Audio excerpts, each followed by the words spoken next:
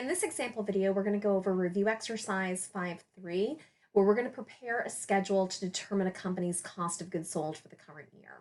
So they provide us some information. They said that at the beginning of the current year, they had $50,000 in inventory. They purchased $110,000 of inventory throughout the year. They had to pay for freight charges, meaning for shipping, of $8,500. And at the end of the year, they had $47,800 in their ending inventory. So they want us to determine our cost of our goods sold. So we start with our beginning inventory of that $50,000. And then they told us we had to pay $110,000 to purchase inventory, but that they also had to pay for shipping in the total of $8,500. Remember, FOB shipping point, free on board until it hits its shipping point, means that the buyer of the inventory has to pay the shipping costs.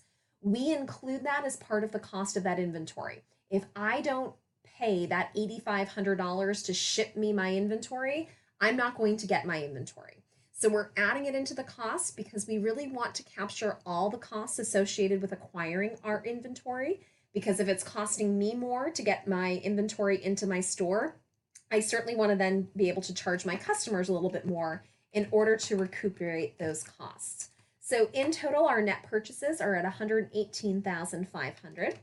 So we add that into the inventory that we had available to sell at the start of the year.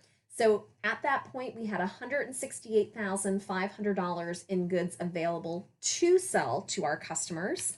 And when we go in at the end of the year and do a physical inventory count, which was required by GAAP for every business, regardless if they use perpetual or periodic for their inventory system, they have to do a physical inventory count at the end of the year.